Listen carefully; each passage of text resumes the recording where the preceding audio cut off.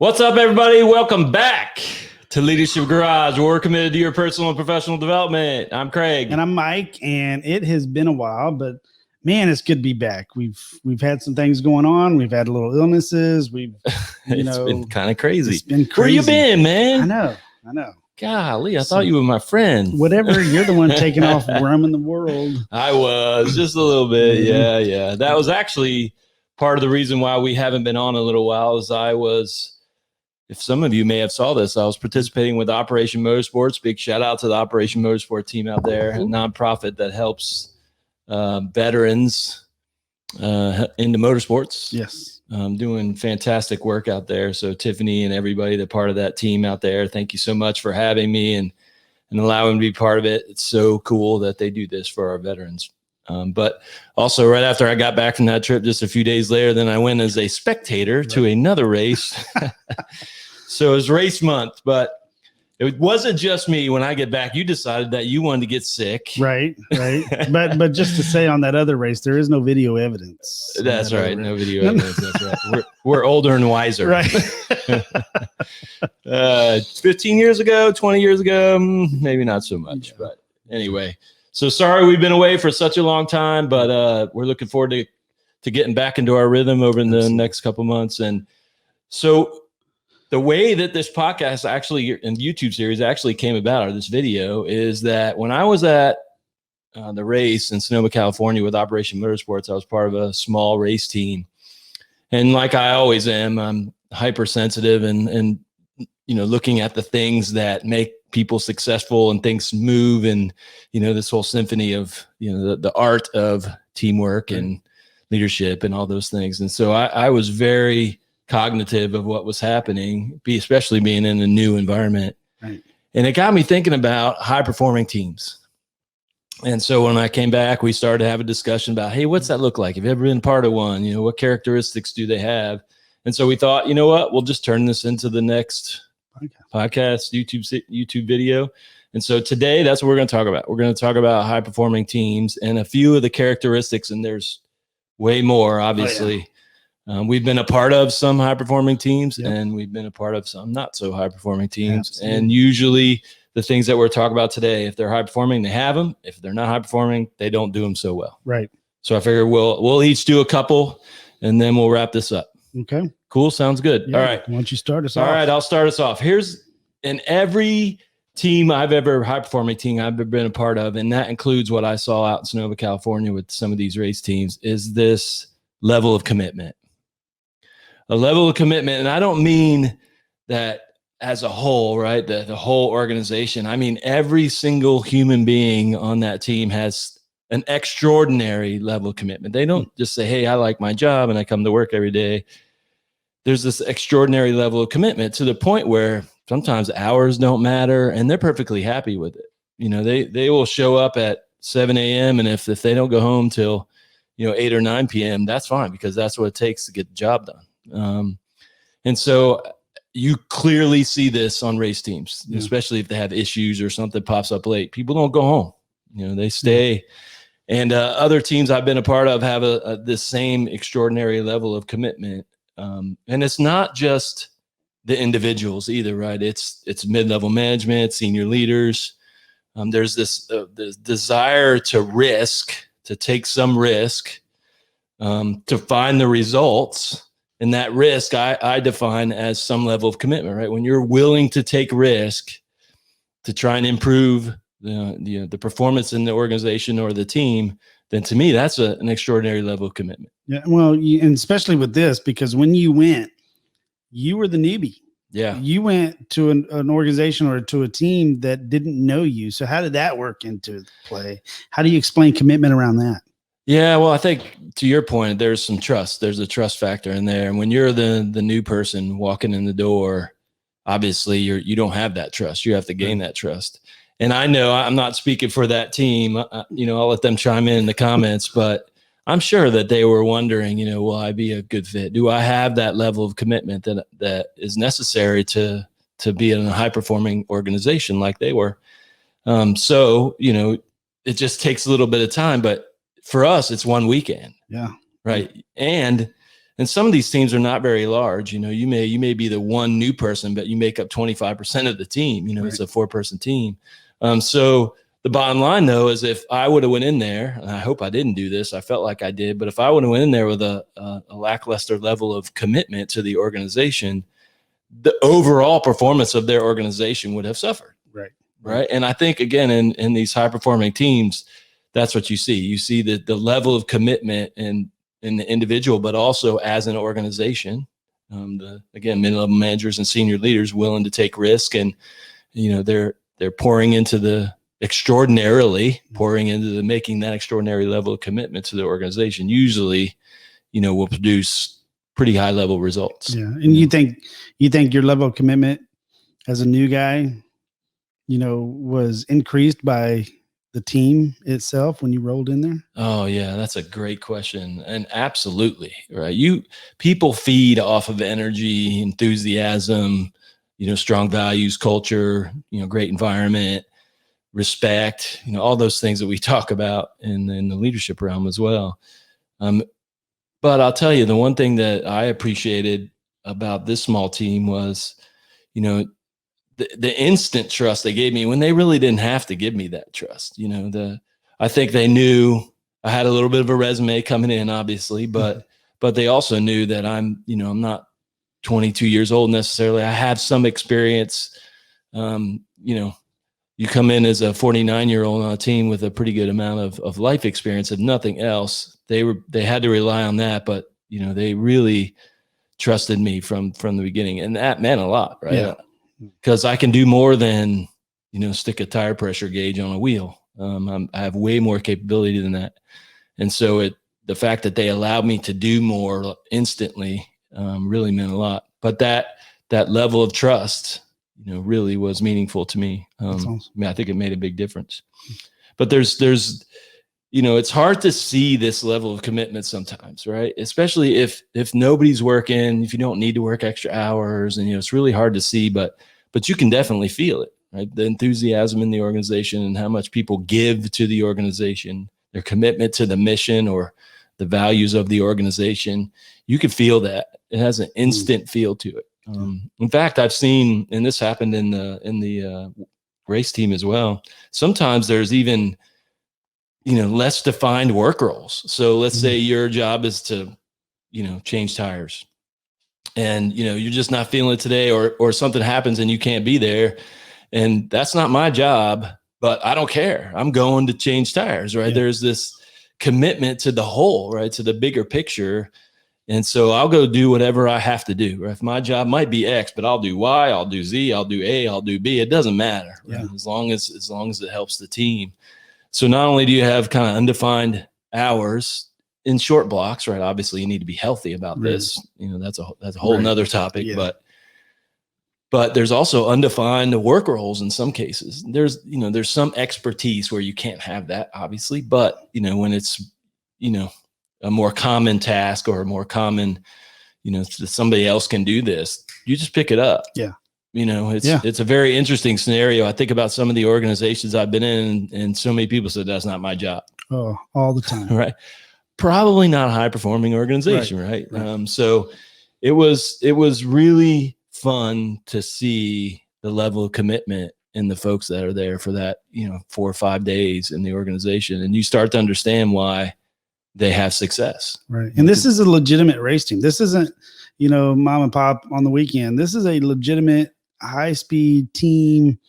This is a multi-million dollar. Yeah, so this was no joke. No, this is a real professional sports team. I mean, these guys invest a ton of money, and their objective is to win, right? To go out there, have fun, and win. And that's exactly what they did, by the way. We ended up with a bunch of podiums, and it was really fun to see and be a part of. But it was a great experience to be on a professional race team. It's been, I would say, a lifelong passion of mine and a dream come true, quite frankly. But then in this kind of secondary role as the leadership garage guys, I was really paying attention to, how they invested in their folks and what kind of training did they have, on the surface. Obviously, I don't know the depth of it. Maybe next time I could talk to the folks about it. But it really was cool to see, especially the level of commitment from the folks and then the results that, it equaled. Nice. Pretty cool.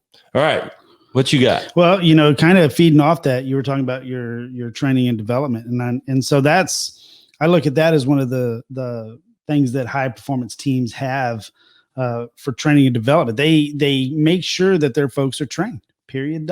Yeah. And, whenever you're making sure your folks are trained, one of the ways that helps is that, when you're hiring somebody like let's say with you on that team, so you may not have known everything that was going on because you were not, you never been on a race team. However, they took the time out to show you what you had to do. Yeah. And then you took what you knew and combined it. And so really it helped your weaknesses. So that training and development went with what and it increased your knowledge base to help in your weakness to make a better team. Well, I mean, to your point, right? So I might not have known everything I need to know for that last race when I step foot on that track, but I'll be better for the next one. Oh yeah. Right? So their investment in me in the first race will help me in the second race and will continue, right? The things that I didn't necessarily know in the first race or didn't get to do, and I get to do in the second one, that will help me grow and I'll be better for the third one. Yeah. And your performance will be probably quicker, yeah. More, more trust, they don't have to see or micromanage. They can let it go, right? And that's a great thing about training and development, to have your personnel trained to the point of where they don't micromanage. This is and so they don't have to worry, so they can do their job. Right. The leaders can do their job. Yeah. And it increases your confidence because I know walking in on a multi-million-dollar, touching a car how much is the car worth? I don't. God, who knows? I don't even want to know, honestly. That will make me even more nervous. Yeah. So, but now if you're trained properly, that increases your confidence. Yeah. And whenever your confidence is increased, again, decisions can be made at the lower level because you know what you're doing in your training, and less worry for the boss, and that's how, I've been in organizations where, and I've even, whenever you go to the bank or whenever you're dealing with some organizations that you say, well, what about this? And they were like, well, I'm sorry, I can't answer that question. Then you go to the next person. Well, I'm not authorized to answer that question. I think you were telling me about, and Lord, help us, for Disney, I think, or Universal you were at, and the mask. Oh yeah. How many people did you have to go through to finally get in? Yeah. It's so crazy. And why don't you tell a story real fast? Yeah. So I was we were going to, it was Universal, I believe. It was Universal Studios. And this was back in the summer. So people were pretty strict about mask policy. Well, I was wearing, what do you call those? The sock. Right. What the heck do you call those things? Anyway, yeah, I was wearing the sock thing. It goes all the way around your head, and apparently you're not authorized to wear those when you go into Universal. It has to be a regular mask. And Is it a gator? Gator. There you go. I was wearing a gator, right? And I guess because it's only a single layer or whatever, that's fine. No big deal. And she said, well, if you go right around the corner, there's a vending machine. You can buy yourself a regular mask. And I said, okay, fine. So I did. I went and got the regular mask, and I put it on over the top of the gator. And she said, sir, I'm so sorry, but you can't wear that. And I went, wait, I have a mask on. I get really bad sunburn, obviously fair complexion. So I thought, you know what? Cool. It'll be over my ears. It'll be over my neck. I won't have to worry about sunburn, obviously in the summer, really hot. Right. And so I said, I'm not taking it off. I'm wearing the mask that you want me to wear. It's on my face. Under, over the top of my gator, it's still there, right? And she says, well, you have to take it off or you can't come in. And I said, I'm not taking it off. And how many people did it take? Three. The person at the gate who called her supervisor, who called her supervisor. And finally she came over and said, look, just do us a favor and leave your mask on. I said, ma'am, I never had any intent of taking my mask off. Mm-hmm. This is for protection from the sun. It has nothing to do with the mask. I'm perfectly fine wearing the mask. I want to protect people, which is why when you asked me to go get it, I went and got it. No big deal. I'm all in 100%. But the fact that that frontline person couldn't make a decision, right, that they were so, stringent on a rule that made absolutely no sense. Right. Just kind of crazy. A little training and development. That's right. A little training probably would have been, would have went a long way. But and one of the other things you spoke about with the race, if somebody's missing out on something and you would be willing to go and help, I think in training and development, when you're trained properly, and someone's missing, someone's sick, someone's caught up in a meeting, and you can roll over and take on that position. And a good examples today, when I made that phone call to an organization, I intentionally called a wrong area because I didn't know who to contact. Yeah. So I intentionally called an area that I know I could contact, and that guy was great.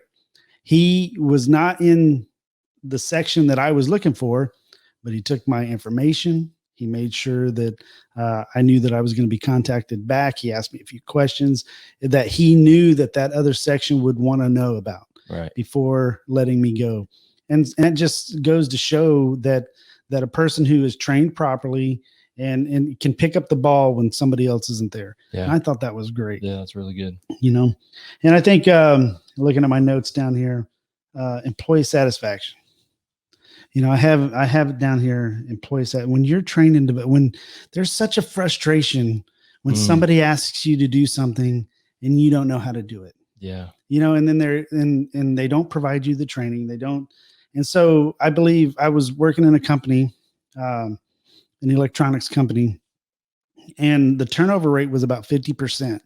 And I understood that now once I was working HR, and once I started seeing what was going on, the training was minimum. Yeah. And so the frustration was high because you would get yelled at or you'd get counseled or disciplined for making mistakes, but the training wasn't there. So job satisfaction was just low. Yeah. And what's funny is I found out that company was purchased by another company, and they rolled in and changed the training development, changed the design, changed everything, and satisfaction is through the roof now. Yeah, and I'll bet you their retention rate isn't 50%. Right. A lot.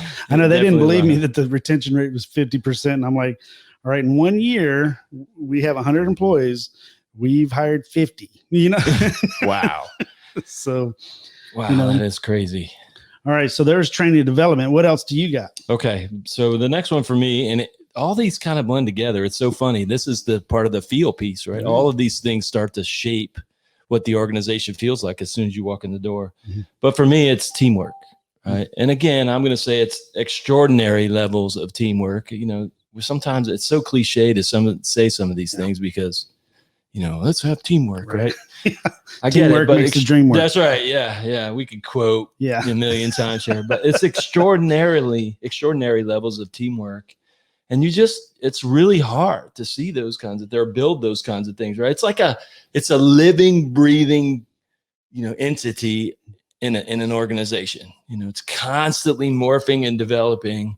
And the way I like to describe this is kind of like if you had a 50-person symphony on the stage, right? And let's say there were, 10 or let's say 5 violin players, right? Or whatever the case may be. If one of those violin players, even if they had great training, right, just makes a mistake, you will never know about it. Right. Because the 49 other people up there had their back. Right. Right. They move on. You don't even think about it. And then, you make sure that by the end of the concert, everybody's happy. Right. And then you go back, do your hot wash and go, yeah, I missed a note here or there, but nobody knows. Right. Can I tell a funny story about that? Yeah, absolutely. So my first airman in the Air Force, he was on an honor guard team at Brooks Air Force Base, and he loved it. It was a great team. They were sharp. I mean, the leader of that honor guard group was just great. And my airman was doing a funeral detail, and they were loading the body onto the part where they sit before they lower it. Right. And he fell in. He slipped right underneath and fell in the hole. And he had to stay there for like an hour while the funeral was going on. Well, they finished it. Nobody knew. Oh, really? He slipped so fast and fell so quick that maybe a few people up front, right? Yeah. Right, but everyone else, nobody knew. It was, and the rest of the team the team they made it work. Didn't skip a beat, and even to the folding of the flag. Yeah. And so it was, when he was telling me that story, I was laughing because because he fell in the hole, right. Which is, that's a story you'll never forget. I know, right? And I'm not trying to be disrespectful for the guy because this was 30 years ago almost, right. But the fact that they were able to perform with a missing man. Yeah. And that's hard. Absolutely. Especially in a small group like that. It's Right. one thing in my example, it's 50 people. There's 49 others, to kind of fill in the blank. But when you're working on a small detail and then there's one less instantly. Right. And they held their composure, Yeah. and they were like, they were dumbfounded that nobody noticed. Nobody noticed. But it just goes to show, when you're trained, to your point, right, that you can pick up on the fly like that instantly because the processes, the programs, and just as importantly, you don't want to let that family down. You don't want to let your teammates down, right? So you figure out what you have to do in that moment. They knew, hey, we got 30 minutes left. I can power through this 30 minutes with one less, right? And it's that's the kind of level extraordinary performance that I've seen when we talk about high performing teams, right? It's, one of the great books I've read over the years is Good to Great by Jim Collins. And he talks about having the right people on the bus. And I think that's so important when we're talking about, teamwork, because it's so instrumental to a high performing organization to have that, constant flow of team in an organization. And you can get, one person in there and it could totally disrupt that team. Right. And so, when I look at these really strong teams on these high performing organizations, it's rare that you have that. Right. They have a level of commitment. They've been trained, but also they're, these are the right people on the team. Right. There's the right people on the bus. Another thing I see in these high performing teams is it's not always all business all the time, right? They're professionals. They go to work. They do, outstanding job at whatever their task is. But there's typically a social piece of this or some kind of connection that's not necessarily related to, the job or the task at hand. And that's the same with this team. They work hard, play hard. It's the whole special operations mentality, right? We're going to go kill people and blow things up, but then we're going to go have a beer. Yeah. Right.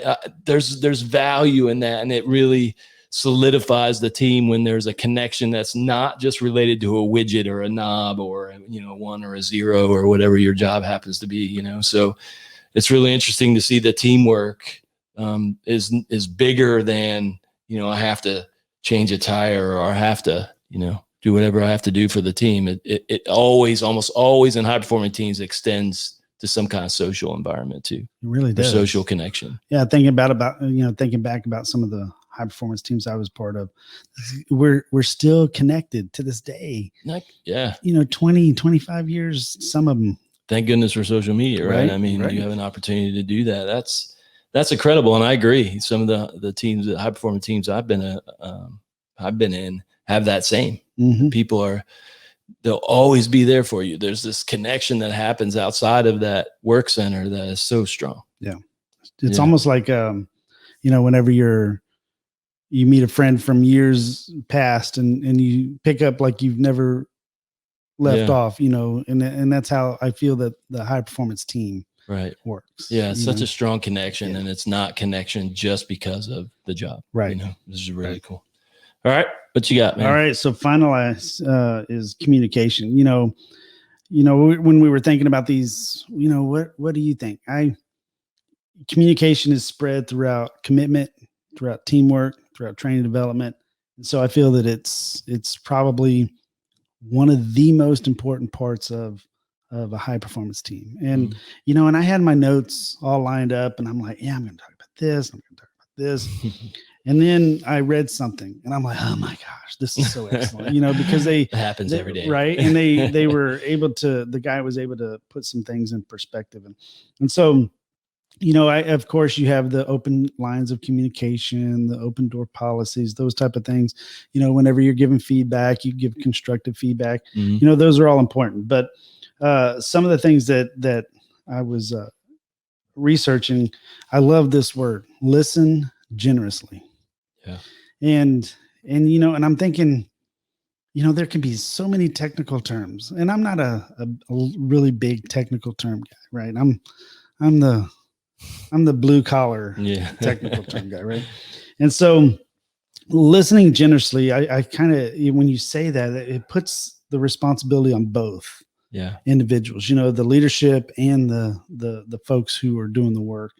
And in some parts of this is, you got to speak straight. You got to Yeah. tell them what you're telling them, Yeah. make sure that everyone understands. Mhm. And then when you're listening generously, you're able to hear what they're saying. I tell my kid all the time, and I've heard this 100 times. You're hearing to respond. I hear that all the time. You're listening to respond. And that's what's weird is that the reason why I hear it all the time is because it's so true. Right. We're formulating an idea. Well, how about we just listen? Mhm. And we give that person the floor. We let them, air out whatever they have to air out, talk about what they talk about. If they're training, listen, give them your undivided attention. Yeah. And, one of the other parts of communication is getting the expectations right. They have to be clear expectations. Mhm. You have to be able to communicate those expectations in a manner that I would understand it, that somebody walking in brand new would understand Right. it. Somebody who's been there for decades could understand it. Yeah. And so getting the expectations right, Mhm. because, without expectations, what is my role? What do you want me to do? How do you want me to perform? Now, of course, if you got the person who's committed, has a teamwork, is trained and developed in whatever position you are, those expectations, they may rise, above your expectations. Yeah. But you need to have a level of a standard, to be able to rise. And I love this one. Share information. Working in the world of the Department of Defense and being around a lot of civilians, sometimes they don't want to share because it's job security. Absolutely. It's like, well, if I let somebody do this and they learn how, then what are they going to need me for? And it really should be opposite. I feel that the job security is like, if I'm sharing the information with you and getting you what you need to be successful, I'm successful. Yeah. And so in the concept of a high performance team, right. You're always looking out for your buddy to be successful, because if you're successful, I'm successful. Yep, absolutely. So I like that little meme, where picking people up, you're always, the person above you should be always, the only reason why they're reaching down is to pick you up. And so, this is a good one too. I love blameless problem solving. Oh Lord. You about to open a can of worms. Blameless it was Craig that did this. Is where the marriage counseling comes in, folks. right. This, he didn't take the note, or he didn't pass the information on, or and it's always, and that's probably one of the hard things to do, even in a high performance team. Is to talk without blaming someone, to let's solve this problem without, because man, we are living in a world that blames everything on everything else. I mean, people are getting robbed and blaming the person that was robbed, So, what would we do without the word you? I know, right? I know we would probably be better off. But as you're doing these steps of communication, I think one of the things that it allows, if you're listening generously and you're giving some straight talk and you're giving the expectations and you're sharing the information and you're problem solving without blaming, I think it gives folks a psychological safety net. And what I mean by that is that they will be allowed to be vulnerable in what they say. So you may tell me something like, if I went to your race team, my mechanical skills, I would have been the guy air checking the tires, right? Because I would have I'm not mechanically inclined. I just am not that part. But let's say I did go and I really wanted to be a part of the team, and if that's my only job, that air thing, and I'm able to tell them, hey, they would probably embrace that, because I can be vulnerable. Listen, I can't change that will, or you're going to die. Well, you made it compelling. That's good. But it also, I believe that psychological safety allows folks not just to be vulnerable, but allows you to take risks. In communication, I have to be able to communicate to Yeah. you in a certain way, or a supervisor or a leader Yeah. or your peer in a manner that allows me to take a risk on how are they going to react? Right. What are they going to say? But if I'm fearful, that's not safety, Yeah. but if I know that you're going to listen to me and you're going to be straight with me, and we're not doing this out of any other reason but to build each other up, now I can take that risk, Right. saying, hey, maybe it shouldn't be done this way. Yeah. Maybe it should be done this way. And if you're listening and you're problem solving, maybe you're right. Right. And I think people can innovate. Right. Um, So it sounds like trust, which it is, right? That's Yeah. exactly what that is. And actually, I had thought about using trust as one of the characteristics in a high performing team, but it's so talked about. It's so commonly talked about. And we all know that it is the foundation of leadership, trust, right? And that's exactly what you're talking about there. And I could not say it because I think people would think that we, maybe didn't consider it or whatever. Right. Yeah. We absolutely did. It's the foundation of all of this. But Yeah. if they don't have trust that they're going to be accepted or they can be vulnerable, obviously you've deteriorated communications and the lines of communications between people. And then obviously that's not what high performing teams do. Right. And at that moment, when communication breaks down, when trust breaks down, how do you perform at a high level? Right. Exactly. Yeah. And I think the final thing that I really want to talk about with communication was, when you're listening, you also got to listen to what's not being said. Maybe that's part of generous listening, but when somebody says something, whenever you're talking and you're hearing them, what are they not saying? Because sometimes you can pick up on cues that, I wonder why he didn't mention Craig's name when Craig is the supervisor, the SME about it. Yeah. Whatever, right? The person that needs to be going, and kind of that should open up an opportunity for you to speak out and say something. So, you really got to start looking, you got to watch body language. You got to see what's happening, because so many people have gone through organizations and things have happened, and I think we've sat down sometimes, we're like, really, that was what's going on, right. Especially now that I'm retired and I run into old folks that I worked with, and they were like, yeah, this was going, I'm like, that was going on, really, just so blind sometimes. So yeah. It's so funny though with communication. I mean, obviously it's critical, but sometimes it's not what you say; it's how you say it too. Sometimes I tell my kids that all the time. Look, you said all the right things, but the way you said it, I think people get caught up in that too. I mean, it's really hard. There's an art to this, especially if you're in a leadership position.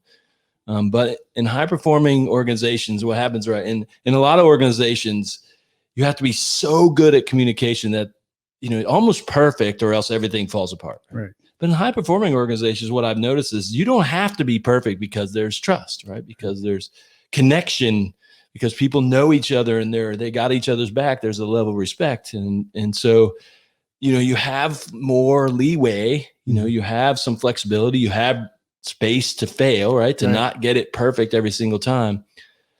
And I've seen that, right? Where people will deliver the absolute right message, but how they deliver it, it didn't match, right? And then when you have an organization that where you cannot fail, a no fail mission in communication, because all of us will fail in communications once, twice, or 1,000 times, right? Then now we've thrown the whole organization or the whole purpose of the, whatever it is that you're communicating off, because you had no leeway in not high performing teams, right? But in high performing teams, that just gets blown off, right? Like, whatever, right? When you move on. So I think it's critical to think about that, because you could say, Mike, you're the best, or man, Mike, you are the best, right? There's a level of emphasis in that is different, right? And I think especially when we're giving critical feedback, right? There's a way to do it and do it right way. Right. Give not just critical feedback, and as you're saying this, my dad mode catches some of this, and it's funny how you might look at a family as a high performance team, but sometimes my kid, I'll be talking to him, and my wife will say, he's not an airman.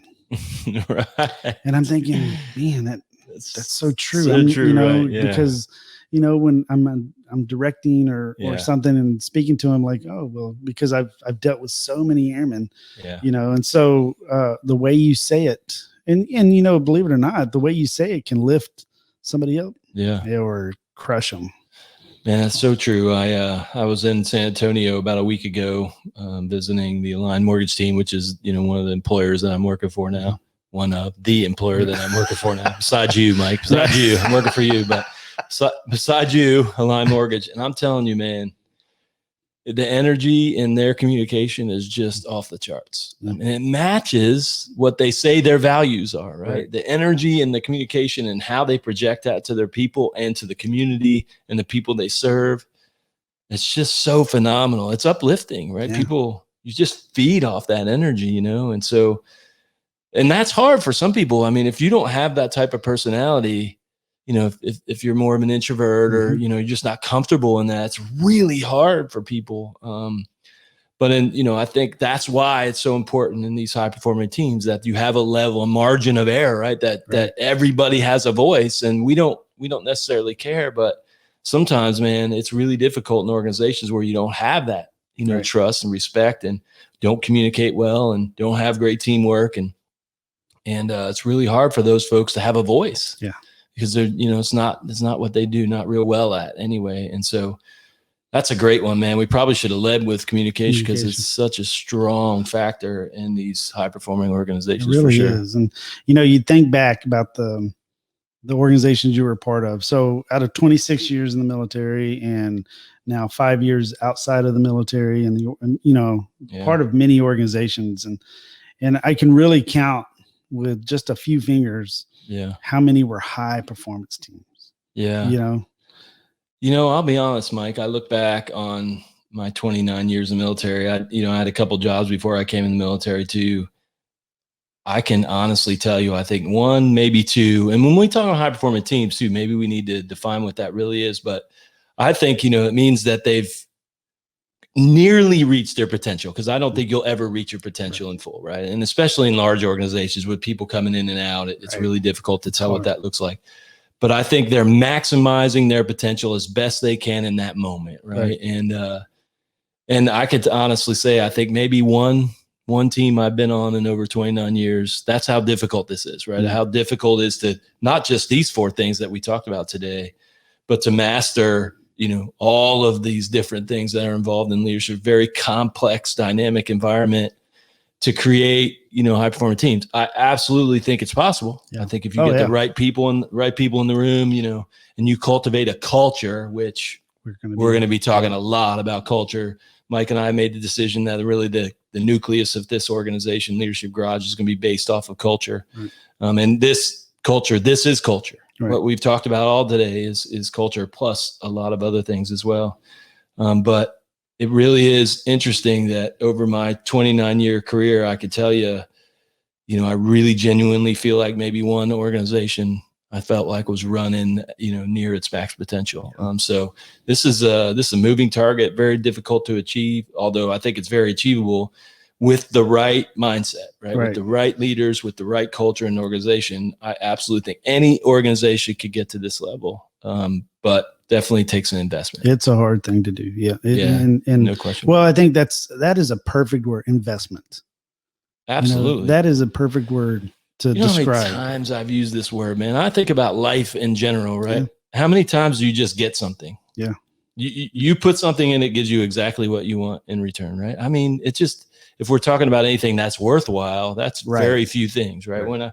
If you want to be a millionaire and you have $100, right, you're going to put that $100 in an investment, right? But you have to sacrifice that $100, and then you just got to be patient, right? I mean, there's time that it takes, and same with your career. No investment, right? Probably not going to be very successful in your career. If you want to make $1 million, you better be willing to invest, right? $100 probably not going to get you there. It's going to take a long time unless you get really lucky, right? So you got to invest, and it's the same. This is what we're finding, what we've talked about over the last month or so about culture, is that there's a lot of organizations that treat culture as an add-on, right? It's a subsection of their organization. Some not at all. We just don't talk about culture, right? It's whatever whatever it is, right? Whatever we hire people, they bring the culture, because culture is behaviors and attitudes. And so, there's almost no focus. But then when you land in a high performing organization, you realize the culture is the reason for the performance. Right. It's not an add-on.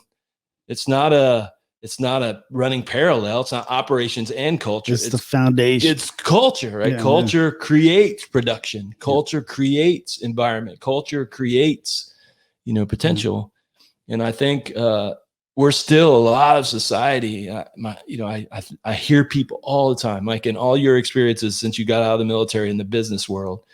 So many times I remember talking to you, going, think of what a terrible environment, what a terrible culture, right?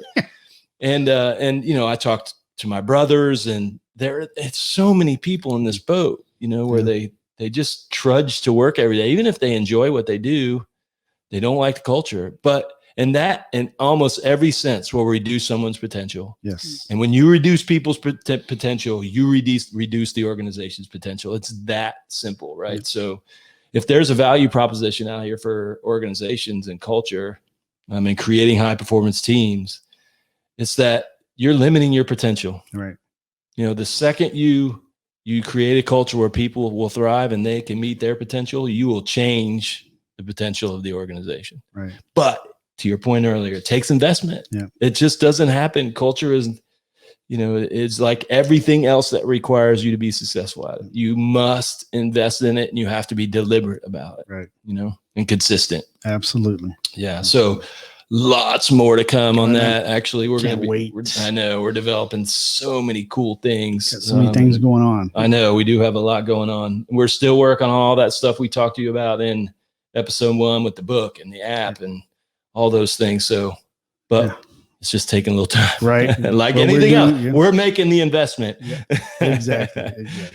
All right, man. Hey, Great appreciate show. it, Mike. Thanks. That was fantastic. That was a great show. Good to be back with you. I know, finally. And we'll see you in a couple weeks. Absolutely. Cool. Hey, thanks everybody. We appreciate you. Don't forget to check out the YouTube channel, the podcast, and the Facebook social media pages. Absolutely. We'll talk to you later. Thanks. Bye.